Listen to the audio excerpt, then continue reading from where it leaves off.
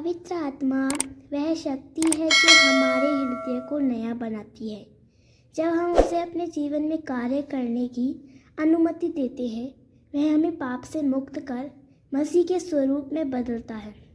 यह आत्मिक परिवर्तन परमेश्वर की योजना का हिस्सा है और मैं पिता से विनती करूँगा तो वह तुम्हें एक और सहायक देगा कि वह सर्वदा तुम्हारे साथ रहे, अर्थात सत्य का आत्मा जिसे संसार ग्रहण नहीं कर सकता क्योंकि वह उसे देखता नहीं और न जानता है, परंतु तुम उसे जानते हो क्योंकि वह तुम्हारे साथ रहता है और तुम्हारे भीतर होगा। यूहन्ना 14:16-17। यह वचन प्रभु यीशु मसीह के उन अंतिम उपदेशों में से है जो उन्होंने अपने चेलों को क्रूस पर चढ़ाए जाने से पहले दिए थे। इसमें एक अद्भुत प्रतिज्ञा है कि वह अपने अनुयायियों को अकेला नहीं छोड़ेगा, बल्कि पिता से कहेगा कि वह उन्हें एक और सहायक भेजे जो सत्य का आत्मा है, यानी पवित्र आत्मा। यही पवित्र आत्मा एक मसीह की ज़िंदगी को पूरी तरह बदल सकता है अगर वह उसे अनुमति दे।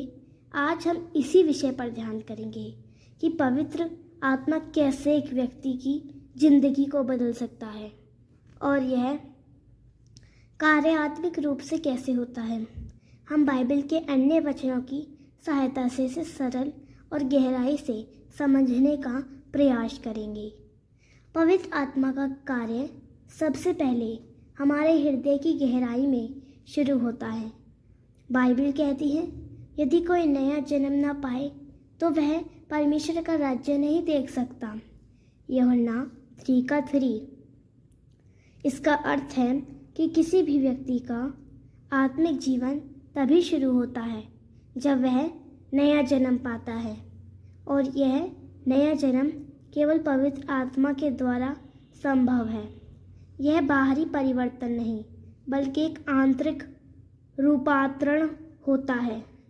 जैसे एक बीज मिट्टी में गिरकर मुरझा जाता है और फिर नया जीवन उगता है, वैसे ही जब हम अपने पुराने स्वभाव को मसीह के सामने आत्मसमर्पण करते हैं, तब पवित्र आत्मा हमारे भीतर नया जीवन उत्पन्न करता है। पवित्र आत्मा सबसे पहले हमें हमारे पापों का बोध कराता है। यह आत्मा हमें हमारे दोषों का एहसास दिलाता है, हमारे विवेक को जागृत करता है और हमें पश्चाताप की ओर ले जाता है। जब वह पवित्र आत्मा आएगा तो संसार को पाप, धार्मिकता और न्याय के विषय में दोषी ठहराएगा। यूहन्ना 16:8। यह दोषी ठहराना निंदा करने के लिए नहीं, बल्कि हमें उद्धार की ओर ले जाने के लिए है। पवित्र आत्मा का उद्देश्य हमें यीशु मसीह की ओर आकर्षित करना है। जब हम अपने पापों को पहचान कर प्रभु के सामने रोते हैं और अपने आप को बदलने की चेष्टा करते हैं, तब पवित्र आत्मा हमारे अंदर कार्य करता है। इसके बाद पवित्र आत्मा हमें मसीह की समानता में ढालता है।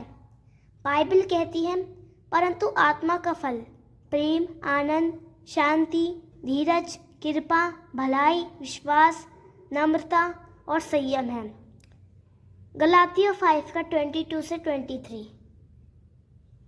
इन फलों का विकास किसी भी मनुष्य में स्वाभाविक रूप से नहीं होता, बल्कि यह आत्मा के द्वारा होता है।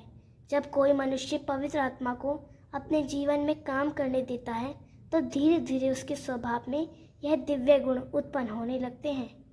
उसका हृदय परिवर्तन होता है, वह दूसरों के प्रति प्रेम रखने लगता है, क्षमा करने लगता है, झगड़े फसाद से दूर रहने लगता है, नम्र और संयमी हो जाता है। पवित्र आत्मा ने केवल हमारे भीतर परिवर्तन लाता है, बल्कि वह हमें मार्गदर्शन भी देता है। जब हम प्रार्थना करते हैं, जब हम परमेश्वर की इच्छा जानना चाहते हैं, तब पवित्र आत्मा हमारी बुद्धि को प्रकाशित करता है, क्योंकि जितने लोग परमेश्वर के आत्मा के चलाए चलते हैं वे ही परमेश्वर के पुत्र हैं। रोमियो 8:14। यह वचन यह दर्शाता है कि पवित्र आत्मा के नेतृत्व में चलना ही मसीह जीवन है। जब हम जीवन के निर्णयों में, कठिनाइयों में या मार्ग के चयन में पवित्र आत्मा की आवाज़ सुनते हैं, उसका पालन करते हैं, तब परमेश्वर की योजना में चलते हैं। पवित्र आत्मा हमें शक्ति भी देता है। प्रभु यीशु ने चेलों से कहा, परंतु जब पवित्र आत्मा तुम पर आएगा तब तुम सामर्थ्य पाओगे और यरूशलेम और सारे यहूदिया और सामरिया में वरन पृथ्वी की छोर तक मेरे गवाह होंगे। प्रेरितों के काम 1:8। यह शक्ति केवल चमत्कार करने की या प्रचार करने की शक्ति नहीं है, बल्कि यह हर परिस्थिति में स्थिर रहने की, विश्वास बनाए रखने की और मसीह जीवन जीने की शक्ति है। जब हम अपनी दुर्बलताओं को पहचानते हैं और वह पवित्र आत्मा से शक्ति मांगते हैं, तब वह हमें सामर्थ देता है।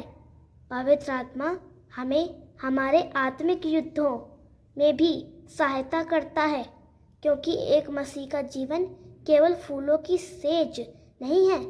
पवित्र आत्मा हमें शत्रु की चालों को समझने और उसका सामना करने की बुद्धि देता है। हमारी मल्ल युद्ध तो मांस और लोहू से नहीं, परंतु उन प्रधानों से और अधिकारियों से और इस संसार के अंधकार के हाकिमों से और दुष्टता की आत्मिक सेनाओं से है जो आकाश में है। इफिसियों 6:12। ऐसे आत्मिक युद्धों में पवित्र आत्मा हमारा मार्गदर्शक, सहायक और रक्षक बन जाता है। वह हमें सतर्क करता है, चेतावनी देता है और सही समय पर सही कदम उठाने की प्रेरणा देता है। इसके अतिरिक्त पवित्र आत्मा हमें बाइबल की बातों को समझने में भी मदद करता है। बहुत से लोग बाइबल पढ़ते हैं पर उन्हें गहराई से समझ नहीं आता, क्योंकि उन्हें आत्मा की ज्योति नहीं मिली होती। परंतु जब वह अर्थात सत्य का आत्मा आएगा तो वह तुम्हें सब सत्य का मार्ग बताएगा। यूहन्ना 16:13। सत्य का आत्मा हमें बाइबल के वचनों को न केवल समझने में बल्कि उन्हें जीवन में उतारने में भी सहायता करता है।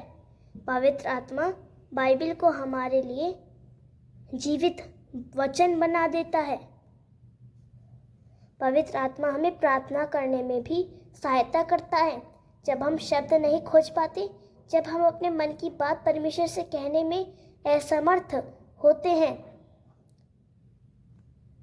तब पवित्र आत्मा हमारे लिए खुद कराहकर प्रार्थना करता है।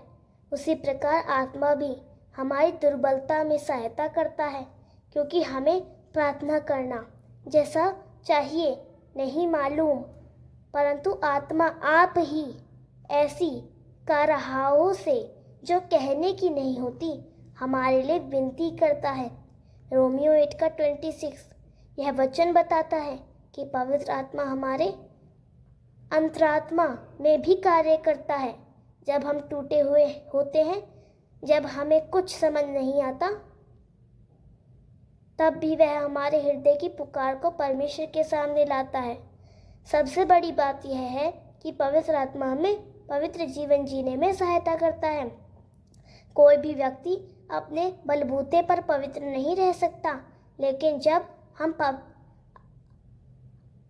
हम आत्मा के अनुसार चलते हैं तो वह हमें पाप पर विजय दिलाता है।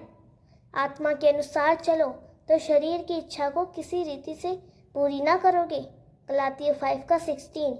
यह वचन स्पष्ट करता है कि शरीर यानी हमारे पुराने पापी स्वभाव की इच्छा को दबाने और उस पर जय पाने के लिए आत्मा के अनुसार चलना अनिवार्य है। जब हम दिन प्रतिदिन पवित्र आत्मा से भरते हैं, तब हमारे भीतर नया बल, नया जोश और पवित्रता की लालसा उत्पन्न होती है। अब प्रश्न उठता है, कैसे हम पवित्र आत्मा को अपनी जिंदगी में अनुमति दें? सबसे पहले हमें यीशु मसीह को अपने जीवन का प्रभु और उद्धारकर्ता बनाना होगा।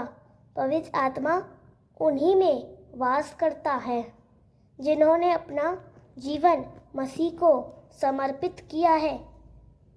दूसरे, हमें अपने पापों का पश्चाताप करके पवित्र आत्मा से भरने की प्रार्थना करनी चाहिए। यह कोई एक बार की प्रक्रिया नहीं, बल्कि प्रतिदिन का समर्पण है। तीसरे, हमें बाइबल पढ़ते समय, प्रार्थना करते समय और निर्णय लेते समय पवित्र आत्मा की आवाज़ पर ध्यान देना चाहिए। जब हम उसकी अगुवाई में चलते हैं, तब हम उसकी उपस्थिति को और अधिक गहराई से अनुभव करते हैं। पवित्र आत्मा एक कोमल लेकिन सामर्थी आत्मा है। वह जबरदस्ती नहीं करता, लेकिन जब आप उसे आमंत्रण देते हैं तो वह आपके जीवन को पूरी तरह नया बना देता है। वह न केवल आपकी सोच, भावनाएं और व्यवहार बदलता है, बल्कि आपको परमेश्वर के कार्यों के लिए उपयोगी पात्र बना देता है। आज अगर आप जीवन में थक गए हैं, उलझन में हैं, पापों से बंधे हुए हैं या आत्मिक रूप से सूखे हुए हैं, तो पवित्र आत्मा से कहिए, हे परमेश्वर, मुझे बदल दे, अपने आत्मा से मुझे भर दे, और आप देखेंगे कि आपकी ज़िंदगी में एक अद्भुत आत्मिक बदलाव आएगा। आपकी आत्मा में नया उत्साह, नया उद्देश्य और परमेश्वर की उपस्थिति की वास्तविकता महसूस होगी। यही पवित्र आत्मा का कार्य है, हमें मसीह की समानता में ढालना और हमें उस ज्योति की ओर ले जाना जो अनंत जीवन है। अब प्रभु आत्मा है, और जहाँ कहीं प्रभु का आत्मा है वहाँ स्वतंत्रता है, और हम सबके सब खुले मुंह से प्रभु की महिमा को देखते हुए उस ही प्रतिरूप में निरंतर बदलते जाते हैं। यह उसी प्रभु की ओर से होता है जो आत्मा है। 2 कुरिन्थियों 3:17-18। प्रभु आत्मा है, और जहाँ कहीं प्रभु का आत्मा है वहाँ स्वतंत्रता है। हम सब प्रभु की आत्मा के द्वारा महिमा से महिमा की ओर बदलते जाते हैं। आमीन। प्रभु इन वचनों के द्वारा आप सभी को आशीष दे। आप सभी को जय मसीह की। Praise the Lord.